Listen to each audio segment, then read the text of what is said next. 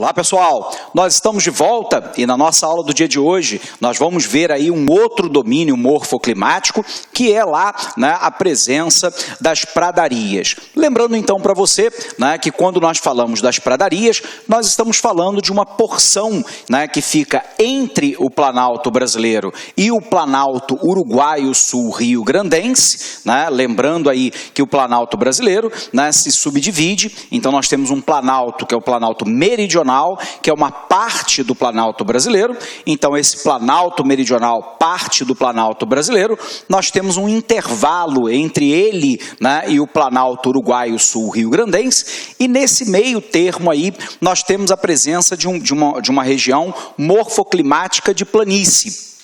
Lembre-se você que planície é quando eu tenho lá, né, uma área mais ou menos plana, normalmente abaixo de 300 metros de altitude e aonde predomina lá, né, o acúmulo de sedimentos. Nessa área de planície, lembrando que nós estamos falando mais ou menos aí do sudeste gaúcho, numa região que tradicionalmente recebe o nome de Pampa.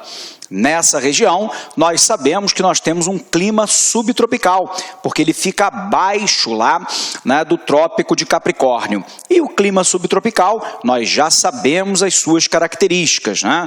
Nós estamos falando basicamente de um clima de menores médias térmicas, né, de maior amplitude térmica anual, portanto, maior diferença entre a maior e a menor temperatura observada no período. Vamos observar uma presença forte de duas massas de ar, uma massa de ar no verão, que é a massa tropical atlântica, quente e úmida, e no inverno uma forte pressão da massa polar atlântica, massa fria e úmida. Nós vamos observar que nessa região nós vamos ter a presença de campos limpos. No entanto, antes da gente avançar, vamos lá, vamos rever isso que nós estamos falando para você. Então acompanha aqui, pessoal. Nós estamos falando então agora, né, a respeito do domínio de pradaria. E aí, o primeiro ponto que nos importa é a gente tentar entender a localização, né? Nós estamos falando então, né, do extremo sul do país, mais especificamente, né, numa porção aí do sudeste gaúcho, portanto, do estado do Rio Grande do Sul. Nós estamos falando, né, que nessa região nós temos lá uma planície, né, e que essa planície fica lá entre o Planalto Meridional e o Planalto Uruguaio Sul Rio-Grandense. Nós sabemos, né, que nessa região os solos, embora sejam solos férteis, nós temos uma grande presença de solos arenosos, o que, num certo sentido, né, acaba criando uma certa incoerência, porque o solo, embora fértil, ele não tem grande capacidade de retenção de água, porque nós sabemos que os solos arenosos são aqueles formados por partículas, né, de quartzo e, portanto, que permitem a passagem muito rápida da água. Então, a retenção dessa água é relativamente ruim de ser estabelecida. Daí que, nessa região, virtualmente, não se estabelecem vegetais mais complexos. O que se estabelece lá é basicamente vegetais simples, formados sobretudo por gramíneas. Bom, então o que nós temos aqui, né? Nós temos um domínio de pradaria, a localização é no extremo sul do Brasil, mais especificamente lá na parte do sudeste gaúcho. A gente vai encontrar lá uma planície, região mais ou menos plana, normalmente abaixo de 300 metros de altitude, onde predomina o acúmulo de sedimentos. Os solos, embora sejam férteis, são solos arenosos, portanto, com presença lá de partículas de quartzo, né, e, portanto, permite uma passagem muito rápida da água, não retendo muito esse líquido. Mas nós vimos também as características de clima. Então, vamos lá, vamos colocar o clima aqui para você. Quando nós falamos, né, a respeito do clima, você se recorda que nós estamos falando do clima subtropical e que, portanto, nós estamos lá abaixo do trópico de Capricórnio.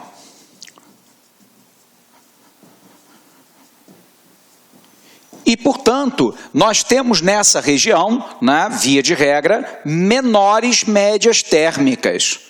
Lembre-se você que quanto maior a latitude, menor é a temperatura.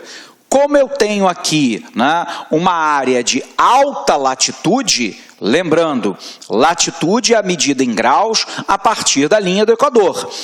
A medida do Equador em direção ao sul e em direção ao norte me dá a latitude. Nós aprendemos lá em fatores do clima que quanto maior a latitude, menor a temperatura. Como essa área das pradarias se encontra em elevadas altitudes, automaticamente eu tenho menores médias térmicas. Nós vamos perceber uma maior amplitude, corrigindo aqui, amplitude térmica anual.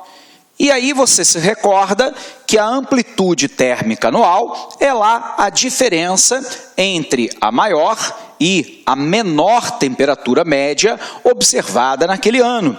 E o resultado é que a amplitude térmica é maior, exatamente porque no período do verão nós temos uma atuação muito intensa da massa tropical atlântica, que é quente e úmida, dando um clima com temperaturas mais elevadas.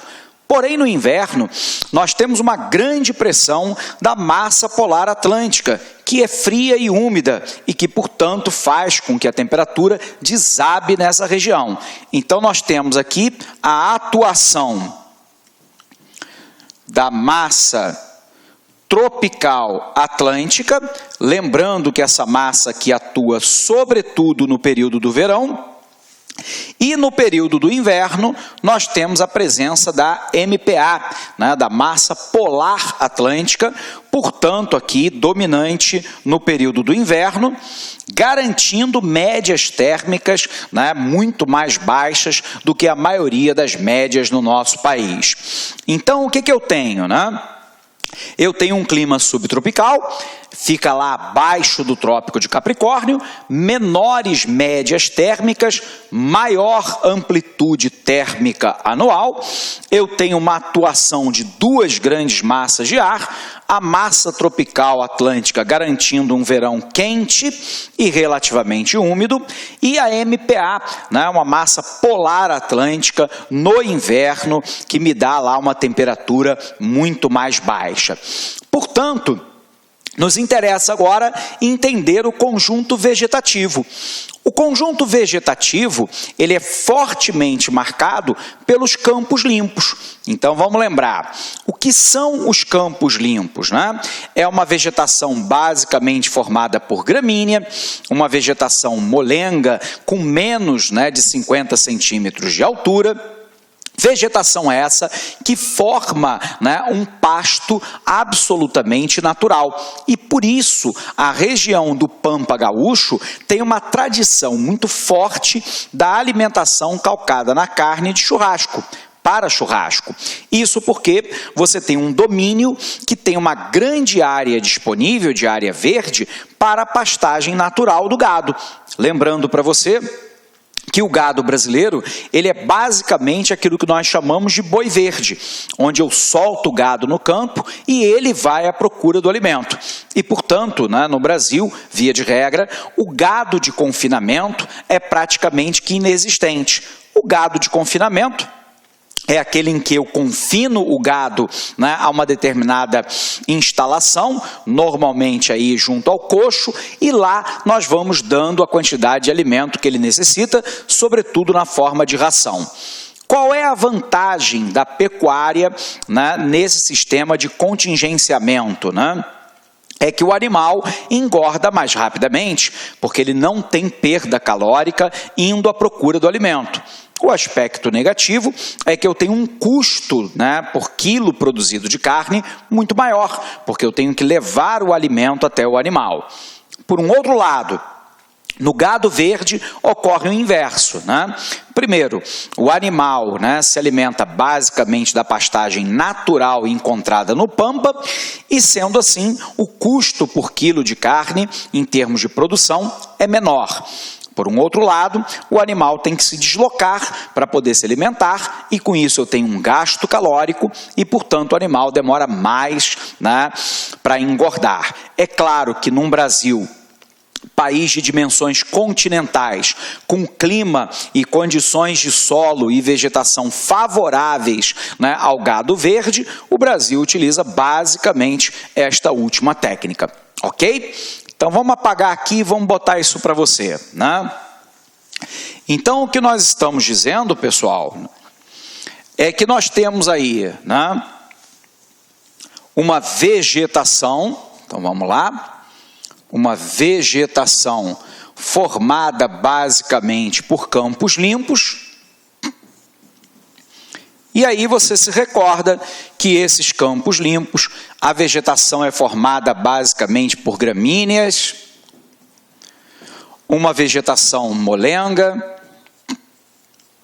via de regra com menos de 50 centímetros de altura, formando lá um pasto natural para o gado de corte, né? Então aqui a grande atividade da região, né, é o gado de corte.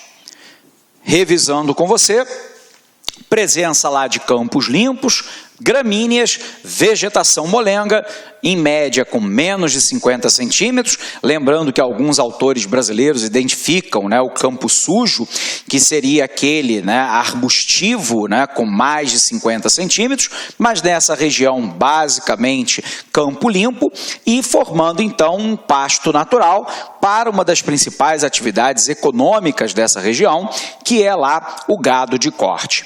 Bacana? Bom, precisamos então agora revisar isso junto ao nosso material. Então vamos lá, vamos apagar aqui e vamos rever lá o que nós falamos.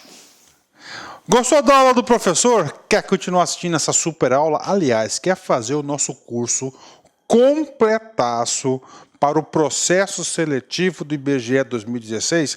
Então, meus amigos, minhas amigas, acesse aí o lacconcurso.com.br, nosso curso, atenção, completaço, processo seletivo do IBGE 2016, por apenas aí R$100, valor promocional, 90 dias de acesso. Tenho certeza que dá tempo de você assistir 2 vezes o curso completo. Se você assistir o curso completaço 2 vezes, papo sério com vocês, lá no dia da prova, no dia 4 de setembro, você estará muito competitivo. Tá certo, meus amigos? Já ia esquecendo, você quer baixar o material dessa videoaula? Então clica aqui embaixo e pode baixar esse material cortesia do LAC Concursos. Espero você, um forte abraço, tchau, tchau.